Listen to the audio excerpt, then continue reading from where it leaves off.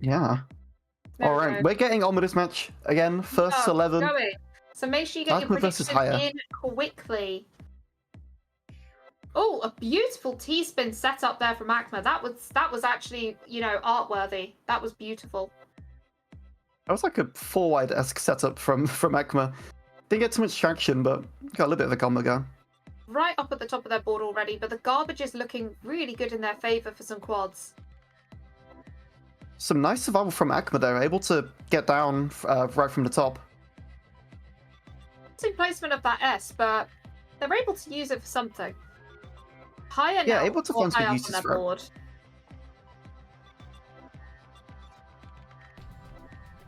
And both players back at a semi-even board state, but we've got a 14 spike coming from Higher. Both players actually pretty even on their speed as well, so it really is going to come down to that attack. 15 from Akma puts a little bit of pressure on Haya here, especially when they're at the top of the board. Gonna want to try and get down soon. Gets the well open. Oh, is there too much greed for Akma? The greed It looks is like it. real. There was not a T ready there for Akma, unfortunately. And Haya takes the first point. But you can just see how evenly matched these players are. Yeah, for sure. So I think there are roughly about 90-ish TR away, which I believe is a fair amount. I think at that level. Yes, neither of us are quite at that level. So if anybody who is X Plus can let us know kind of how many points you get around that level, that'd be interesting information to have. What a 23 spike from Higher though, pushing Again, Akma right to the top of the board. I think Akma got a little bit too greedy for those T spins, trying to stack 2 on top with the overhang and just didn't have the T pieces ready to go. Oh, a good T-spin triple setup there, but are they waiting? Yes, they are waiting. Yeah, they were waiting for Haya to make a mistake, and it was perfect timing. What timing? You could see another good bit of plunking. As soon as Haya covered their well, Akma was ready with the attack. It's a lovely play from their side. Looking pretty even. I like the floaty boy. We do love a good floaty boy here. It's the Wily terminology. Exactly, and we do love Wiley, who has been helping us out today, so thank you, Wiley. Some really good garbage there for Hire. One of the things you really do learn is how to use the garbage to your advantage. Like, sometimes actually having the garbage can put your board in a better state to send a good bit of damage. Yeah. Sometimes it can give you an extra T-spin as well. Like if you have like an overhang ready and you just get the garbage in the right spot, I wouldn't count on it. It's more of an accidental thing if it does happen, but if it does, it's beautiful. That feel when the garbage hits just right. Yep.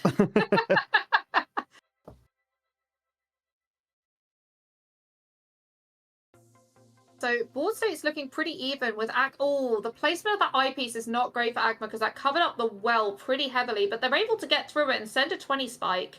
Yeah, able to find quite a nice. Able to find a nice down stack. Not too much pressure coming from Haya yet.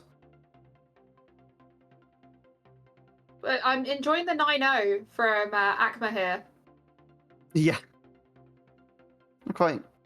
Oh, a lovely fractal there from Haya. I do like a pretty little fractal. I just really like how they look. It's a little bit awkward for Akma. Oh, on Haya's side, yeah. Ooh. I mean, actually fixes it up kind of nicely, but Akma needs to take. I think just about. Akma just didn't have anything to punish with. Haya just cheese racing here on the right hand side, but another slight misdrop. And that's not a well-timed misdrop either. Yeah. Not able to get the S spin though.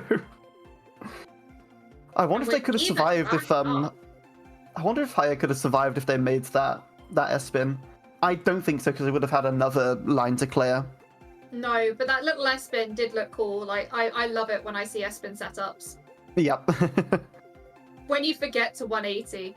You see, I don't actually use 180 because I play Tetris Effect so much and that doesn't have 180 and I don't want to confuse myself. Do you use it, Soup? I use 180, yeah. I kind of want to pull one off at some point, but it just feels a bit strange to me. Yeah, it's again, it's something you need to get used to. It's like rotating, learning to rotate both ways for the first time. Oh, don't get me started on that. That took me a while. Okay, I know why you brought that up. This time last year, triple spinning all the way. But also, you'll get very used to it when you if you switch between games as well. Like, you just kind of get into the mindset already of going into a game and going, okay, this game does not have 180s. So you just kind of delete it from your mind. I will be honest though, sometimes I forget what zone is. Oh, look at this. 17 coming across, but higher is ready, and that garbage is placed really nicely for some quads. They were ready, but maybe couldn't have, not able to get quite as much as they would have liked out of that garbage. But at least they're alive. Yeah. Oh, look at the misshops though on Akma's side. It's unfortunately a really messy board.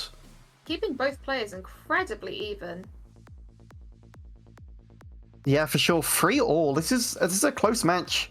No one really storming away with any sort of lead here. Nice. A nice 18. all clear there. Yeah, nice 18 spike all clear. I still like to see all clears, even if they don't do as much damage. I just love the puzzle side of it. Yeah. Some great Still T-spins lovely coming to from see. Haya here. Look at that back-to-back starting to build. But both players having almost basically matching. Both players on the back-to-back. Haya's gonna break it first. They don't quite have enough to really use it as a killing blow, though. And we now have it coming over from Akma. But again, it really shows if you don't have something to back it up, it's not going to be the killing blow you want it to be. Yeah, not quite enough there for Akma as well, unfortunately. It was a nice, like, 20 spike, but Haya was pretty much ready to take the brunt of the force. Ooh, and Akma just sending that killing blow and taking the lead once again. But both players, it's kind of one wins then the other wins. So let's see if Akma can actually get 2 in a row. We'll see, because no one's really been too far ahead. It's very back and forth. 18 spike, sending a surge over, but it's not the hugest surge, but a 30 spike. Wow, okay. It's like Akma heard me. I'm sorry. Yeah. But Akma now with the 2-point lead. This is where a lead starts to feel a little bit more comfortable, but I mean, as you can see from the last round, it can go either way. Yes, suddenly things can change. Why not, I guess? Why not? I guess it still send attacks. Maybe not as much as it would have, but still send something. Yeah, exactly. It's better than nothing, but only slightly. Ooh, looking kind of even. A good amount of damage coming from our higher side. Akma really needs to get down to that huge well, but not able to. No, not quite able to get there. Haya taking a point back. Gonna see if they can catch up once again with Akma, maybe. Set it back to an even game once again. Making me glad once again that we're not a juice. Yep. So many even matches. I do love a good even match, though. It's a lot of fun to watch these players battling it out and being so close. Yeah, it's absolutely crazy to see, and you know, sometimes the best matches are the closest ones. Agreed, especially for us. Maybe not for them, but for us. Yeah, maybe not for the players. I know how it feels to be in a close match. That is stressful as heck. I love it when I know I'm playing at my best, because then if I lose, I'm like, you know what, that was a great game and I got bested. But sometimes it can be really, really stressful. Yep. And I'm sure it's no doubt for the players here as well. Absolutely. It really is a different beast when you're playing on stream and knowing you're being commentated. It really changes the game for you. And Akma takes that point. Akma's not dropping that lead. Just trying to keep 2 points ahead of Haya, trying to stay in a bit more of a comfortable position. Oh, beautiful setup there. I love the T-spins into that quad, starting that back-to-back surge ready, but Haya's not letting that go. A 20 there, followed by not quite the pieces. That could have been a T-spin double into a quad, but didn't quite have the pieces right. Yeah, I don't think any of the players were really able to use the surge as they maybe had liked. No, but it's still fun that we have players that are using it. Akma building up that lead further. But as we know from our previous game, it is not over for hire. Yeah, those L&J pieces came just at the wrong timing for hire. If they came in a different order, there would have been a downstack there, but unfortunately not. Interesting stacking technique from Akma here. Kept Going covering over that well, but they've managed to uncover it now and using the garbage, but the 23 spike surge from hire may be enough to take them out. Oh my god, I'm surprised Hire didn't get the kill on that one. That's just needed... Like, literally, well, they get the kill there, but I was going to say, they just needed, like, they just need, like, 1 or 2 lines on that initial attack, but that follow-up is absolutely lovely. It's just what they needed.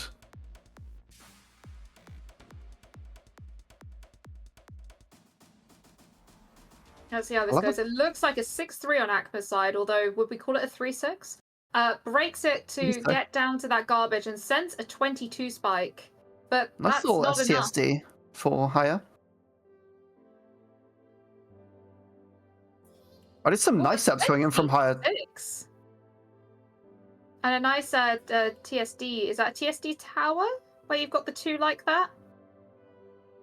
Well, it's gone now. I'll have to figure it out later. Oh, that's what it's called, yes. I'm still learning my terms. I need, like, flashcards and a test. But look at this great stacking from hire. I'm not surprised that led to a win there. That was some beautiful stacking.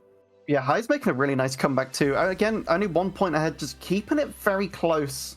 You don't want to let your opponent storm off too far. No, absolutely not. A couple complications on Akma's setups, but they're getting but able to kind of figure it out and get in a better position. I was going to say, it looks like Akma was really high up on their board there, but the way that the garbage was and the pieces that were coming meant that there was quite an easy solution for downstack. But I say that, for sure. I'm getting used to it. But when you're watching the game, you're like, yeah, no, you can downstack it this way. When you're playing, how does Akma survive it? No way Akma survives that. What? Wow. That was lovely survival from Akma. Right at the top of the board. And now just on a really nice downstack. That was amazing. Right to the bottom of the board. Wow. Beautiful. And then just a T-spin and a Z-spin. Just, for funds. Yeah, Akma's in a really good position now. Also building up that back-to-back. See if they're able to make some good use out of it. Possibly. Needs to send it, have a good follow-up afterwards. Sends it for a 31. And that's going to be it. That's enough. Be able to do much there. That was a really nice send for Akma there. And Akma bringing the lead out once again. I mean, that's how you want to use Surge pretty much as well. You kind of want to have a follow-up after it. Exactly. You really want to make sure you not only have that Surge, that your opponent can see what the Surge is coming because they have that number on their own screen. But what they may not see unless they're watching is everything you've got coming afterwards. They can't prepare for that as easily. Yeah. So you kind of just want to take your opponent off guard, but you also do want to take a look on their screen a little bit, see if you could send it in a good spot. Screen watching is definitely more one of those pro skills that sets you aside. It's something I'm trying to get used to, but I'm still focusing on actually watching my cue. It's amazing where you get the different levels of players, where you think you're a great player, and then you watch something like this and you're like, yeah, I've got some work to do. I've got some things I can learn. Because sometimes the best way to learn as well is... So the best way to learn can just be to watch some of the best players. Like, absolutely. Just watching these tournaments, studying, and just kind of looking at them back, seeing the patterns, and trying them out for yourself can really help. As someone who has been learning that way and going from B rank to A rank, I can't agree enough. Like, just watching the play, you just pick things up and you start to see things. You go, oh, there's a T-spin there. And you can really improve through watching it. Yeah, absolutely. Some great stacks happening here. Oh, Akma in a little bit. We know Akma can downstack if they're given the chance. I mean, possibly. It looks like they are actually getting the chance here. Not much of a punish there from Hire. No. If Hire's done a bit more, they maybe could have got Akma there. I would not be surprised if Akma is a cheese racer on J-Stress because my goodness, this survivability and top of the board play is something else. Yeah, it's absolutely crazy. Oh, look at that! Look at that, 28. There's at that high at the board, there is no surviving that for Akma. No, and you can tell that Akma was trying, absolutely did not give in, but there was just too much. I dread to think how many hours the average X plus rank has. Yeah. I think I've only just hit 100 hours. Something like that. We'll have to look at what level these two players are. That normally says quite a bit when they're in the thousands. Yep. Oh, you see, it looked like Akma was in trouble, but then you see how the garbage is actually set up and you're like, no, that's okay. They can quad that down. And they do, sending a 20 spike. I'm just trying to get a setup. Got a nice garbage well. It was a little bit of pressure. Some awkward pieces there, but Akma's able to use them really well. Higher, right at the top of their board. Are they going to be able to downstack that? I think they can. Down they come with a nice little T-spin in there, just for good measure. Yeah, not just enough. Slightly not enough pressure from Akma to get a win there on higher.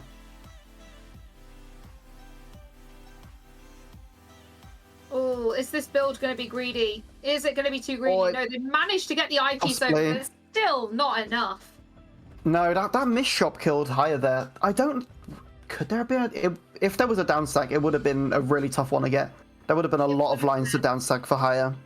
And when you're that high up on the board, the miss drops from pieces locking can just happen so frequently. Yeah, for sure. Mainly the eyepiece. That eyepiece miss drop does hurt. 29 from higher. Oof. But it's not enough. But that miss drop could have been the final part for Akma. Higher needs to punish quickly. Yeah, but Akma was allowed to fix it. You can't allow them the time to fix. No, absolutely not. And another 23 there, but again, it's not enough. But it does mean Akma's having to play slightly more defensively and isn't able to send as much. Yeah, I was going to say it was some really nice survival from Akma to survive those spikes. Not able to get the third one, unfortunately, which was really nicely played from higher. If we're able to give little awards out, I think survivability Akma would have a chance there. Survivalist. Survivalist awards. Oh, I'm loving the stack here with the 5-4, some great T-spins added there, and we're getting that nice back-to-back chain coming, and you can see on higher screen that scary number climbing up. Yeah, look at that surge going. Look at the spins that Akma's using as well. It's amazing to... Oh, and they send it off, and wow, that sends higher to the moon. Yeah. 23 with some quads afterwards too. It's a nice follow-up. And here we are at match point. Yep, High will need 2 points. High's going to need to just get a couple more points here very quickly. Maybe not like that, though, with the Imperial Cross setup. Of course, not using it in that situation. Oh, no. I only just realized Akma's board. Oh, my gosh. Yeah, that was... That series of miss shot was brutal. Looked a little bit messy there. Holy Modern Art. That'll be in the Louvre tomorrow. It's in the Louvre. Yeah, it looks like what my board would look like. Absolutely. Also, I love a SLZ spin triple. They look so fancy. That was beautiful. This... Ooh, oh my god. Akma is fighting for this, but Haya is just staying in it. Haya is not going out without a fight. An absolutely incredible survival there. I think Haya heard us and went, no, watch this. I'm the survivalist. Can Haya take this to a tiebreaker, or is Akma gonna get the final blow? It's tough to tell. Yeah, good setups coming in from Akma. Right now. Oh, but the back-to-back build by Akma. Oh, sends it off, and it's not enough to do anything for Haya. No, the surge doesn't really. Fractal. Yeah, the surge didn't really send anything to Haya at all there. And now Haya's sending back a 22 of their own. A lot of pressure coming in for Akma, especially at this high of the board. And another 20. But But down 31 from Akma. 31. But what Wait, impresses me most is how much actually appeared on Haya's board. Yeah. And Haya's going to take it to the tiebreaker. That was... I thought the last is game was one of my 10-10. favourite games. This game is just... This tournament, oh my god. Every single match so, like... Oh my gosh, this is crazy. It's just the level of performance of all of our players here is just absolutely breathtaking. Haya's got a chance to take this from to snatch this victory here. I can't imagine how the players are feeling right now. Like, I would be shaking. Absolutely stressed for sure. I'm loving all of the support we have for the players in chat. Please do keep supporting our players. Oh no, here. that missed shot from Akma. It's going to give Haya a really good shot here. Oh my god, they survived. It looks like they survived. Oh, but there's no room there. What Haya takes it. game. The comeback. Oh, my wow. gosh.